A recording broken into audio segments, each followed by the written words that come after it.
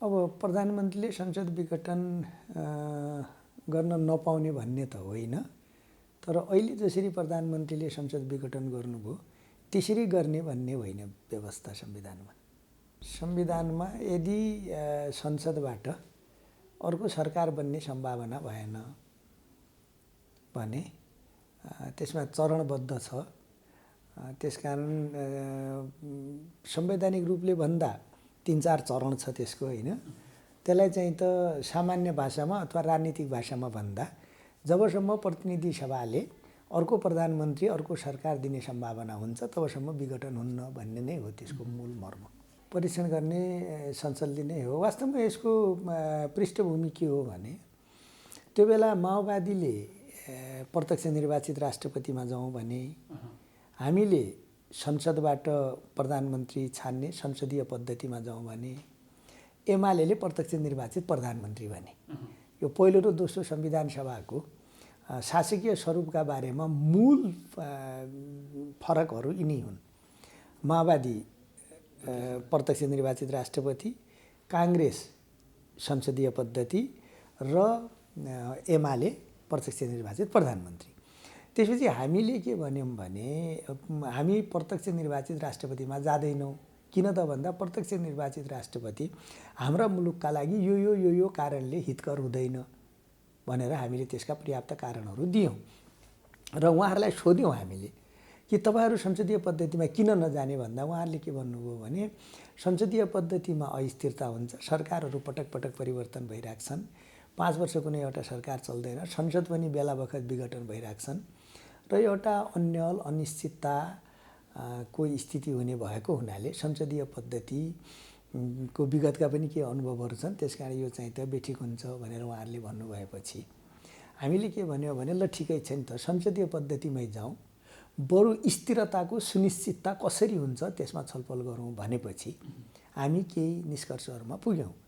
जस्तो उदाहरणका लागि 2 वर्षसम्म प्रधानमन्त्री बनिसकेपछि 2 वर्षसम्म अविश्वासको प्रस्ताव राख्न नपाउने, 2 वर्षपछि अविश्वासको प्रस्ताव राख्यो भने यदि त्यो प्रस्ताव असफल भयो भने त्यसको 1 वर्ष फेरि राख्न नपाउने लगायतका, जसले कि पटक पटक प्रधानमन्त्री फेरिने स्थिति नबनोस् भनेर। अर्को कुनै बेला कस्तो हुने खतरा भयो भने अविश्वासको प्रस्ताव राख्ने, भएको प्रधानमन्त्रीका विरुद्ध अविश्वास पास भइहाल्ने तर अर्को प्रधानमन्त्री बन्न नसक्ने पनि अवस्थाहरू हुन सक्ने अनुमान गरेर हामीले के भन्यो त भन्दा अविश्वासको प्रस्ताव राख्दा वैकल्पिक प्रधानमन्त्रीको पनि नाम दिनुपर्छ। वैकल्पिक प्रधानमन्त्री अविश्वास पास भयो भने प्रधानमन्त्री को हुन्छ त भन्ने कुरा अविश्वाससँगै राख्नुपर्छ। त्यसले चाहिँ के भने अविश्वासले प्रधानमन्त्री हट्यो भने अर्को प्रधानमन्त्री बन्ने सुनिश्चितता होस् भनेर त्यो पनि व्यवस्था राख्यौँ। भने यसरी सरकारलाई स्थिर बनाउने कोसिस गरियो भने त्यसरी नै चाहिँ त सामान्यतया प्रतिनिधि सभा विघटन नहुने चाहिँ त व्यवस्था गऱ्यौँ। अब विघटन नै नहुने भन्ने त होइन फेरि, तर सामान्यतया विघटन नहुने भन्ने नै व्यवस्था गरेको। संविधान सभा प्रतिनिधि सभाको विघटन कुन अवस्थामा हुने त भन्दा यदि प्रतिनिधि सभाले चाहिँ त एउटा बहुमतको सरकार दिन सकेन, बहुमतको सरकार दिन नसक्ने अवस्था बन्यो भने अनि विघटनमा जाने भन्ने हो। जस्तो उदाहरणका लागि पहिलो चरणमा बहुमत प्राप्त संसदीय दलको नेता प्रधानमन्त्री हुने, यदि बहुमत प्राप्त संसदीय दलको नेता हुन सकेन भने 2 वा 2 भन्दा बढी दल मिलेर बहुमत देखाउन सक्ने प्रधानमन्त्री हुने, त्यो पनि भएन भने सबैभन्दा ठुलो दलको नेता प्रधानमन्त्री हुने र उसले पनि चाहिँ त्यो के गरी विश्वासको मत प्राप्त गर्न सकेन भने कसैले 2 वा 2 भन्दा बढी दल मिलाएर पनि विश्वासको मत दिन्छ भने त्यो पनि विकल्प दिने र त्यसरी पनि विश्वासको मत प्राप्त हुन सकेन, यानि कि बहुमतको सरकार दिन नसक्ने अवस्था सिर्जना भयो भने त्यस्तो अवस्थामा संसद विघटन गर्ने भनेर संसद विघटन गर्ने व्यवस्था गरेको छ। त्यसो भएको हुनाले विघटन गर्ने व्यवस्थै नगरेको त होइन, तर सामान्यतया विघटन हुँदैन र वैकल्पिक सरकार दिन सक्ने अवस्था रहँदासम्म विघटन नहुने यो संवैधानिक व्यवस्था हो। अब त्यसपछिका अरू कुरा भनेका राजनीतिक कुरा हुन्। अब हेर्नुहोस् यसको के छ भने 2टा पाटो छ कि, यो एउटा संवैधानिक पाटो हो, एउटा राजनीतिक पाटो छ है।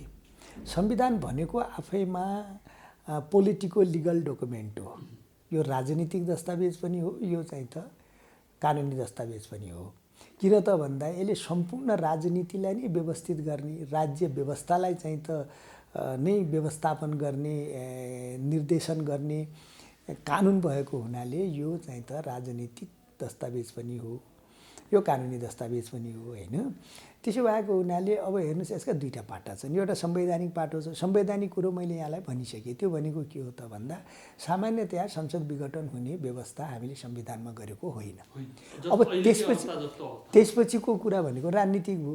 अब सम्पूर्ण घटना त संविधानमा लेखबद्ध गर्न सकिँदैन। एक घटना संविधानले त एउटा आधार दिने हो, एउटा निश्चित सिद्धान्त दिने हो नि हो। अब संविधानले 64% प्रतिनिधि सभामा उपस्थिति भएको सबैभन्दा ठुलो राजनीतिक दल, बहुमत प्राप्त दलले पनि चाहिँ त के भने यसरी झगडा गरेर हो अनि चाहिँ त प्रतिनिधि सभामा चाहिँ त त्यही दलबाट विश्वास र अविश्वासका कुरा आउलान् भनेर त संविधानले त अनुमान गरेको थिएन। अब अनुमान नगरेको घटना भयो होइन। त्यो राजनीतिक पाटो। संविधानले प्रत्येक एक घटनाको बारेमा त संविधानमा लेखिँदैन हो।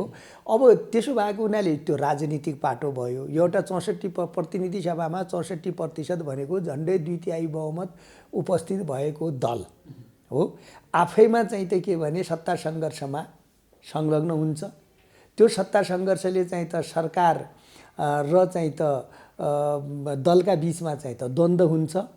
अनि चाहिँ त प्रधानमन्त्रीले प्रतिनिधि सभामा आफूलाई अविश्वासबाट हटाउने चाहिँ त खेल भएको अनुभूति गर्छन्। त्यो रहेछ नि त होइन। त्यस्ता खालका कुराहरू त रहेछ। अब त्यो राजनीतिक पाटो। त्यसो भएको हुनाले अब यसको राजनीतिक सन्दर्भ र संविधानको व्यवस्थाको चाहिँ त लाई जाँच्ने भनेको सर्वोच्च अदालतले। त्यसकारण विषयवस्तु सर्वोच्च अदालतमा पुगेको छ। अब सर्वोच्च अदालतले संविधानका व्यवस्थाहरूलाई पनि हेर्छ र चाहिँ त के भने राजनीतिक परिस्थितिलाई पनि हेर्ला हो। अब राजनीतिक परिस्थितिमा उसले कति प्रवेश गर्छ, गर्दैन, गर्नुहुन्छ हुन्न त्यो पनि सर्वोच्च अदालतले जान्ने कुरा भयो होइन। र संविधानको व्याख्या गर्दा तत्कालीन राजनीतिक परिस्थितिलाई पनि चाहिँ त मध्यनजर गरेर व्याख्या गर्ने पनि एउटा सन्दर्भ होला। अथवा यसलाई मैले सारांशमा भन्नुपर्दा के भन्छु भने यसका संवैधानिक पाटो पनि छन्, राजनीतिक पाटो पनि छन्। अब यसको हाम्रो पद्धति अनुसार र हाम्रो संवैधानिक व्यवस्था अनुसार यसको छिनोफानो गर्ने, यसको संवैधानिकता जाँच्ने भनेको सर्वोच्च अदालत हो। विषयवस्तु सर्वोच्च अदालतमा भएको हुनाले अब सर्वोच्च अदालतले यसलाई जसरी चाहिँ त यसलाई निष्कर्षमा पुर्याउँछ त्यही हो कुरा। त्यसको बिचमा शब्दको मात्रै फरक हो, भाव एउटै हो। दुईटा कुरामा हामी प्रष्ट हौँ। हामीले डे 1 देखि यो घटना भएका दिनदेखि दुईटा शब्द प्रयोग गरेका छौँ, अलोकतान्त्रिक र असंवैधानिक भनेका छौँ। संविधानका प्रतिकूल भन्नु पनि असंवैधानिक हो, असंवैधानिक भन्नु पनि संविधानका प्रतिकूल, लोकतान्त्रिक भावनाका पनि प्रतिकूल भनेर हामीले भनेका छौँ। त्यसका सँगसँगै अरू पनि कतिपय राजनीतिक शब्दावली पनि प्रयोग भएका छन् होइन। यो अधिनायकवादी, निरङ्कुशतावादी, सर्वसत्तावादी, चेतना र चिन्तनबाट प्रेरित घटना भनेर भनेका छौँ हो। त सारांशमा भन्नुपर्दा हामीले यो चाहिँ त असंवैधानिक र अलोकतान्त्रिक कदम हो भन्ने नै हाम्रो कुरा हो। त्यो प्रारम्भदेखि अहिलेसम्म हामी त्यसमा उभिएका छौँ होइन। हामी सर्वोच्च अदालतले जे फैसला गर्छ त्यो फैसला मान्छौँ, त्यसको सम्मान गर्छौँ पहिलो कुरा। किनभने यो व्यवस्थाको हाम्रो व्यवस्था नै त्यही हो र संविधानको व्यवस्था पनि त्यही हो। त्यसकारण सर्वोच्च अदालतले जेसुकै फैसला गरे पनि मेरो कुरा यही हो, म मान्दिनँ भनेर कसैले पनि भन्दैन होला। काङ्ग्रेसले पनि त्यो भन्दैन, काङ्ग्रेसले कमसेकम भन्दैन। पहिलो कुरा त्यो। अर्को कुरा के हो भने कुनै पनि विवादमा तपाईँ अदालत जानुहुन्छ नि, आफ्नो कुरा लैजानुहुन्छ, अथवा जनताका बिचमा जानुहुन्छ, आफ्नो कुरो लैजानुहुन्छ। तर आफ्नो कुरो तपाईँले राख्दै गर्दा भन्दै गर्दा पनि हाम्रो व्यवस्था हामीले अवलम्बन गरेको पद्धतिले त फाइनली अदालतले जे भन्छ त्यो कुरा त मान्नुपर्ने हुन्छ। त्यसो भएको हुनाले हामीले हेर्दाखेरि यसलाई असंवैधानिक देखेका छौँ, त्यो हामीले जनताका माझमा गएर भनेका छौँ। हामीले हेर्दाखेरि यसलाई अलोकतान्त्रिक देखेका छौँ, त्यो पनि जनताका माझ गएर भनेका छौँ। विषयवस्तु अदालत पुगिसकेको हुनाले यसको अन्तिम निरूपण गर्ने शक्ति हामीले अदालतलाई नै दिएका छौँ। त्यो हामीले नै दिएको हो, फेरि यसै संविधानले दिएको हो। त्यसकारण चाहिँ त यसको चाहिँ त छिनोफानो अदालतले गर्ने हो। अदालतले जे छिनोफानो गर्छ त्यो काङ्ग्रेसले मान्छ। हामी के भन्छौँ भने संवैधानिक असंवैधानिक भन्ने कुराको विवाद उत्पन्न भयो। यसको अन्तिम निरूपण गर्ने सर्वोच्च अदालत हो। सर्वोच्च अदालतको निर्णय हामी सबैले मान्नुपर्छ भनेर जान्छौँ हामी। यो पहिलो घटना होइन नि। यस्ता घटनाहरू यो मात्रै, यो विघटनको मात्रै घटनालाई नहेर्नुहोस् न। सरकारले कुनै निर्णय गर्छ, सरकारका निर्णयका विरुद्धमा प्रतिपक्षले आफ्नो पोजिसन राख्छ अथवा कुनै एउटा राजनीतिक दलले एउटा पोजिसन राख्छ, त्यो विषयको कानुनी पाटो चाहिँ त हेर्नका लागि अदालत पुग्छ, अदालतले निर्णय गरेपछि सबैले मान्छ भने यो त हामी पक्ष विपक्ष भएर कुरा गरिराखेका छौँ नि। हामीलाई जे कुरा लागेको छ हामी त्यो भनिराखेका छौँ। नेपाली काङ्ग्रेस भनेको सर्वोच्च अदालत होइन नि त। नेपाली काङ्ग्रेस भनेको एउटा राजनीतिक पार्टी हो। नेपाली काङ्ग्रेसले आफूले विश्लेषण गरेर जे कुरा देखेको छ त्यो भन्दैछ। तर यसको अन्तिम निर्णय गर्ने, यसको संवैधानिकता, यसको वैधानिकता जाँच गर्ने त सर्वोच्च अदालतले हो। अनि सर्वोच्च अदालतले त्यो निर्णय गरिसकेपछि हामी मान्छौँ भनेपछि त कुरो सकियो नि। अब त्यसमा के लामो कुरा भयो र? पोजिसन त राखिन्छ त। तपाईँले अदालत जाँदाखेरि कहिलेकाहीँ यो जग्गा मेरो हो भनेर तपाईँ जानुहुन्छ, अर्कोले यो जग्गा मेरो हो भन्छ, अनि त्यसको निर्णय अदालतले गरेपछि दुइटाले मान्छ नि, होइन र? हाम्रो पद्धति त त्यही हो नि। ठिक छ नि त, त्यो त पुनरावेदन त हुन्छ भने यसमा पनि होला नि त, पुनरावेदन गर्नेले गर्ला होइन। काङ्ग्रेसले त निवेदनै हालेको छैन नि त। विषयवस्तु अदालत पुगेको छ। तपाईँ यसरी बुझ्नुहोस् न। तपाईँले जतिपटक सोध्नु भने मेरो कुरा एउटै हो, त्यो के हो भने हामीले यो बारेमा, यो घटनाका बारेमा आफ्नो दृष्टिकोण राखेका छौँ। त्यो दृष्टिकोण डे 1 देखि आजसम्म यथावत छ। सर्वोच्च अदालतले जे फैसला गर्छ त्यो हाम्रो लागि मान्य हुन्छ। वैशाखमा निर्वाचन यदि सर्वोच्च अदालतले पुनर्स्थापन गर्दैन भने वैशाखमा निर्वाचन हुनुपर्छ। म भन्दैछु त, यदि पुनर्स्थापन भएन भने दुईटा मात्रै विकल्प छ, हेर्नुहोस्। यसमा धेरै लामो कुरा छैन। प्रतिनिधि सभा चाहिन्छ, त्यसमा कुनै दुविधा छैन। प्रतिनिधि सभालाई स्थापना गर्ने दुईटा मात्रै तरिका छ। एउटा पुनर्स्थापन हुनु पर्यो, अहिले विघटित प्रतिनिधि सभा नै पुनः स्थापित हुनु पर्यो, त्यो अदालतले मात्रै गर्न सक्ने कुरा भयो हो। एउटा त्यो बाटो छ। अर्को निर्वाचनका मार्फत गठन गर्नु पर्यो। त्यसो उपाय छैन।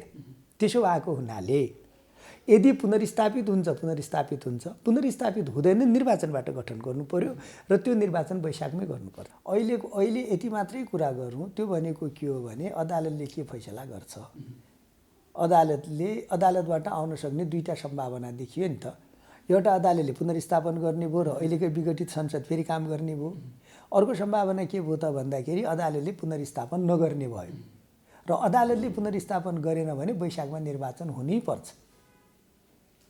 अहिलेका लागि त्यति हो। वैशाखसम्मै प्रधानमन्त्री नरहने भन्ने त संविधानको व्यवस्था होइन, त्यस्तो व्याख्या होइन। कुरा के हो त भन्दाखेरि मूल कुरा अदालतको फैसलामा भर पर्छ। त्यसो होइन। कुरा के हो भने यदि यो विघटनलाई सर्वोच्च अदालतले सदर गर्छ, तपाईँकै शब्दमा सर्वोच्च अदालतले सदर गर्छ भने वैशाखमा यसै सरकारले चुनाव गराउँछ। किन त भन्दा प्रतिनिधि सभा भएको अवस्थामा न प्रतिनिधि सभाको सदस्य नरहेको भन्ने अवस्था हो। प्रतिनिधि सभा छैन। प्रतिनिधि सभालाई चाहिँ त के भने निर्वाचनका मार्फत गठन गर्नु परिराखेको छ भने यही सरकारले वैशाखमा चुनाव गराउने हो, संविधानको भावना। त्यसकारण मैले भनेको यदि पुनर्स्थापन हुँदैन भने वैशाखमा चुनाव हुनैपर्छ, चुनाव गर्नैपर्छ। अरू के विकल्प छ? सर्वोच्च अदालतले अब निर्वाचनमा जाओस्, प्रतिनिधि सभा पुनर्स्थापन हुँदैन भन्यो भने त अरू के विकल्प छैन नि, निर्वाचनमा जानु पर्यो। तर एउटा कुरा के हो भने निर्वाचन समयमा हुनु पर्यो। यसका लागि हामी सबै सचेत हुनु पर्यो, निर्वाचन गर्नु पर्यो। र मैले अघि नै भनिसकेँ, प्रतिनिधि सभा गठन गर्नै पर्यो। गठन गर्ने तरिका दुईटा मात्रै छन्। कि अहिले विघटन भएकोलाई पुनर्स्थापित गर्नु पर्यो अदालतले, कि निर्वाचनका मार्फत गठन गर्नु पर्यो।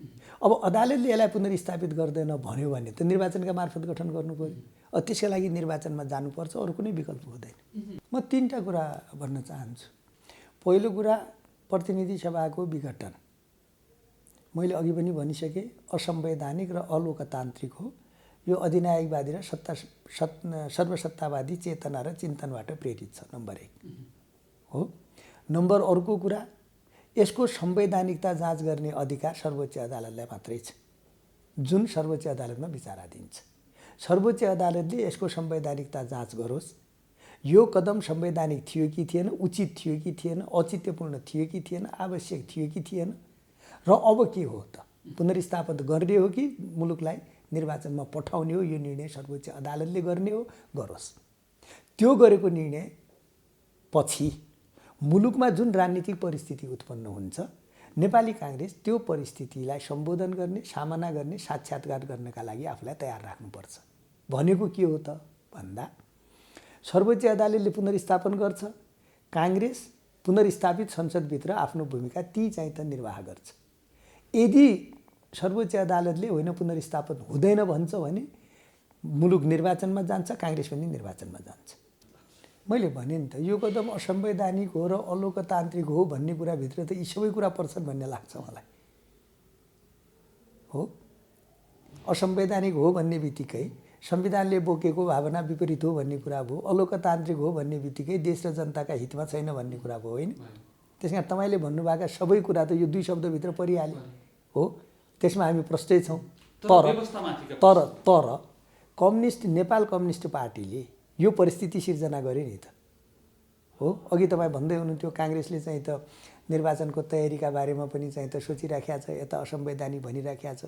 त्यहाँनिर म एउटा कुरा के प्रश्न गर्न चाहन्छु भने हामीले असंवैधानिक र अलोकतान्त्रिक भनेका छौँ नम्बर 1। अर्को कुरा यो विगतमा झन्डै 2/3 बहुमत जनादेश दिएको, जनताले जनादेश दिएको नेपाल कम्युनिस्ट पार्टीले गरेर उत्पन्न भएको परिस्थिति हो। यहाँनिर पनि प्रश्न हुनु जरुरी छ।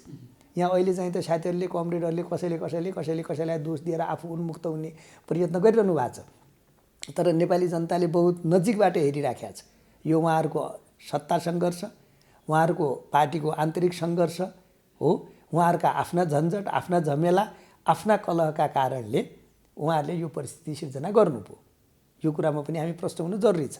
त मैले आग्रह गर्न खोजेको कुरा के हो त भन्दाखेरि यो जुन चाहिँ त अलोकतान्त्रिक काम भयो, यो नेपाल कम्युनिस्ट पार्टीले गरेको काम हो। त अब यसलाई चाहिँ त के भने ट्र्याकमा ल्याउनका लागि त विषयवस्तु सर्वोच्च अदालतमा छ होइन। अब सर्वोच्च अदालतले के फैसला गर्छ त्यसपछि चाहिँ त एउटा नयाँ कोर्स लिन्छ नि त मुलुकले होइन। अब नेपाली काङ्ग्रेस के हो त भन्दा जुनसुकै परिस्थिति पनि सिर्जना हुन्छ, हामी त्यो परिस्थितिसँग साक्षात्कार गर्नका लागि, त्यसलाई सम्बोधन गर्नका लागि तयार भएर बस्नुपर्छ भन्ने हो हाम्रो कुरा होइन। मैले भनिहालेँ नि त बाबा। त्यसका लागि त तपाईँको सर्वोच्च अदालतमा विषयवस्तु विचाराधीन छ नि हो। सर्वोच्च अदालतले के निर्णय गर्छ भन्ने कुरा त अहिले तपाईँले यही निर्णय गर्छ भने ठोकमा त गर्न सक्नुहुन्न न। हामी सक्छौँ। मैले भने नि त 2टा कुरा गर्छ कि पुनर्स्थापन गर्छ। पुनर्स्थापन गर्यो भने हामी पुनर्स्थापित संसदभित्र काम गर्छौँ, पुनर्स्थापन गरेन भने हामी निर्वाचनमा जान्छौँ। हामीले 2टैको तयारी गर्नु पऱ्यो नि त, 2टैका बारेमा सोचिराख्नु पऱ्यो नि त, सूक्ष्म रूपले त्यसको विश्लेषण त गरिराख्नु पऱ्यो नि त, परेन र? एउटा पद्धति मानिसकेपछि सबै कुराका लागि समान मापदण्ड अपनाउनु पऱ्यो नि। जस्तो प्रधानमन्त्रीले यसरी संसद विघटन गर्न पाउँदैनन् भन्ने हामीले भनेपछि यो असंवैधानिक र अलोकतान्त्रिक हो भन्यौँ। त्यसरी नै यसको छिनोफानो सर्वोच्च अदालतले गर्छ भनेर पनि त त्यही संविधानले भनेको छ नि त। त्यहाँनिर पनि त त्यो संविधानको त्यो पाटोलाई पनि त मान्नै पऱ्यो नि त। त्यो पाटोलाई मानेर त सर्वोच्च अदालतले के गर्छ निर्णय भन्ने कुरा त उसैका जिम्मा दिनु पऱ्यो नि त होइन। त्यसमा आफ्नो दृष्टिकोण राख्ने कुरा ठिकै छ, त्यसमा केही बिग्रेन। कसैले सर्वोच्चमा निवेदन हालेर दृष्टिकोण राख्ला, कसैले मञ्चमा भाषण गरेर दृष्टिकोण राख्ला, कसैले जनताका बिचमा गएर दृष्टिकोण राख्ला हो, निर्णय गर्ला होइन। आफ्नो दृष्टिकोण राख्न पाइयो। तर फाइनली यसको अन्तिम निरूपण गर्ने भनेको त सर्वोच्च अदालत हो। सर्वोच्च अदालतलाई यसको निर्णय गर्न दिउँ। सर्वोच्चले निर्णय गरिसकेपछि जे परिस्थिति उत्पन्न हुन्छ त्यस अनुरूप काङ्ग्रेस हिँड्ने हो। नेताहरूका फरक के छन् त भन्दा सर्वोच्चले यसो निर्णय गर्न सक्छ र यतातिर जाउँला भनेर एक थरीले भनिरहनु भएको छ, यसो निर्णय गर्न सक्छ र यतातिर जाउँला भनेर अर्को विचार हुनसक्छ। तर समग्रमा 2टै विचारलाई एक ठाउँमा राख्ने हो भने त एउटै विचार बन्छ। त्यो विचार भनेको के हो त भन्दा सर्वोच्च अदालतले के फैसला गर्छ त्यस अनुरूप हामी जान्छौँ। अनि एउटै विचार भएन त, कहाँ विचारमा फरक छ? 2टा सम्भावना भएको हुनाले कसैलाई पुनर्स्थापन हुन्छ भन्ने लागेको होला अथवा हुनुपर्छ भन्ने लाग्या हुनसक्छ, कसैलाई होइन पुनर्स्थापन हुँदैन भन्ने लाग्या होला र निर्वाचनमा जान्छ भन्ने लाग्या होला हो। हामीलाई जसलाई जे लागेको छ त्यो भन्दै गरे पनि भाव त एउटै हो। यसको जरो के हो, यसको आधारभूत कुरा के हो त भन्दा अदालतले निर्णय गर्छ, अदालतले निर्णय गरिसकेपछि जे परिस्थिति बन्छ त्यही अनुसार अगाडि बढ्ने हो। यो त यसका पछाडि अर्को कारण छ। म के आग्रह गर्न चाहन्छु भने हामीले राम्रो संविधान बनायो, लोकतान्त्रिक संविधान बनायो, तर त्यो संविधानको संरक्षण गर्ने, त्यसको कार्यान्वयन गर्ने, त्यसको परिपालना गर्ने जिम्मा हामीले कम्युनिस्टहरूलाई दियौँ नेपाली जनताले हो। अनि त्यसको चाहिँ त परिणाम पनि हो। यो नागरिकको छनौटमा त्रुटि भेटिएन, नागरिकको छनौटमा त्रुटि भेटिएन कि नेपाली जनताले एकपटक अब उहाँहरूले चाहिँ त हामी दुईवटा पार्टी मिल्छौँ, एउटै ठुलो पार्टी बनाउँछौँ, सरकार पनि बनाउँछौँ, देशमा स्थिरता दिन्छौँ भन्नुभयो नि त। स्थिरता र विकास दुइटै दिन्छौँ। उहाँहरूले 4टा कुरा दिन्छौँ भन्नुभयो, दिगो शान्ति दिन्छौँ, सुशासन दिन्छौँ, स्थिरता दिन्छौँ र विकास दिन्छौँ भन्नुभयो होइन। र 1 नम्बरमा त स्थिरता भन्नुभयो। अनि जनतालाई लाग्यो उहाँले स्थिरता दिनुहुन्छ भनेर, तर उहाँहरूले स्थिरता दिन सक्नु भएन। यो चाहिँ त के भनेपछि नेपाल कम्युनिस्ट पार्टीको अक्षमता र उहाँहरूको चाहिँ त अयोग्यताको प्रदर्शन पनि हो। र उहाँहरूको चाहिँ त यो संविधानका प्रति उहाँहरूको चाहिँ त विश्वास कमजोर छ भन्ने कुराको पनि यो प्रमाण हो। अर्को कुरा, उहाँहरूले चाहिँ त लोकतान्त्रिक संविधान र लोकतान्त्रिक पद्धतिलाई ठिक ढङ्गले सञ्चालन गर्न सक्नुहुन्न भन्ने पनि यो प्रमाण हो। अब यो त जनताले निर्णय गर्ने कुरा हो। अहिले यति भनौँ, त्यो के हो त भन्दाखेरि उहाँहरूले मुलुकलाई पनि धोका दिनुभयो, जनतालाई पनि धोका दिनुभयो हो। र उहाँहरूले चाहिँ त पछिल्लो जुन जनताले दिएको मत, जनादेश थियो, त्यसको अनादर गर्नुभयो, अपमान गर्नुभयो। जनतालाई स्थिरता दिन्छु भनेर आउनुभयो, स्थिरता दिन सक्नु भएन। सुशासन दिन्छु भनेर आउनुभयो, देशलाई कुशासनमा डुबाउनु भयो, भ्रष्टाचारमा डुबाउनु भयो। त्यसो भएको हुनाले उहाँहरूले उहाँहरूको असक्षमता, उहाँहरूको अयोग्यता र चाहिँ त जनादेशको अपमान भएको कुरा जनताले बुझिसकेका छन्। अब यसपछि निर्णय गर्ने जनताले। ठिक भन्नुभयो, यो सबैभन्दा गम्भीर विषय हो। यो वास्तवमा मैले अघि भनिहालेँ नि, यदि पुनर्स्थापन भएर प्रतिनिधि सभा पुनर्गठन भयो भने पनि त्यसले पनि एउटा बाटो समात्छ। निर्वाचन भएर फेरि प्रतिनिधि सभाको गठन भयो भने पनि एउटा बाटो समात्ला। अहिले भत्किएको संविधानलाई फेरि हामी मर्मत गरौँला, संविधानमा चाहिँ त के संशोधन गरेर फेरि यसलाई चाहिँ त अझ स्थिरता गर्ने कुरालाई सुव्यवस्थित गरौँला। तर यहाँले भन्नुभएको जस्तो संसद पुनर्स्थापन पनि नहुने, निर्वाचन पनि नहुने कुरा भयो भने त्यो चाहिँ त बहुतै ठुलो चाहिँ त समस्या हुन्छ। त्यसो भएको हुनाले जसरी अहिले चाहिँ त त्यो एकदमै चाहिँ त यो सरकारले पनि जनतालाई धेरै ठुलो धोका दिएको स्थिति हुन्छ। निर्वाचन गर्छु भन्ने, भएको संसद विघटन गर्ने, अनि भोलि निर्वाचन नगर्ने तर्फ सरकार गयो। यदि सर्वोच्चले निर्वाचनमा जाऊ भन्यो भने र त्यसपछि पनि सरकारले निर्वाचन गरेन भने त्यो चाहिँ त त्योभन्दा ठुलो धोका मुलुकका प्रति, जनताका प्रति अरू केही पनि हुन सक्दैन। त्यसकारण चाहिँ त्यो सरकारले बुझ्नुपर्छ कि यदि सर्वोच्चले निर्वाचनमा जाऊ भन्यो भने जुनसुकै तवरले पनि प्रस्ताव गरिएको दिनमा निर्वाचन हुनुपर्छ। यसको कुनै विकल्प छैन। अब भएन भनेर अहिले चाहिँ त अनुमान नगरौँ, अहिले होला नै भन्ने चाहिँ त अनुमानका साथ हामी तयारी गरौँ। यति ठुलो धोका जनताका प्रति, देशका प्रति सरकारले नगर्ला भन्ने विश्वासका साथ अगाडि बढौँ।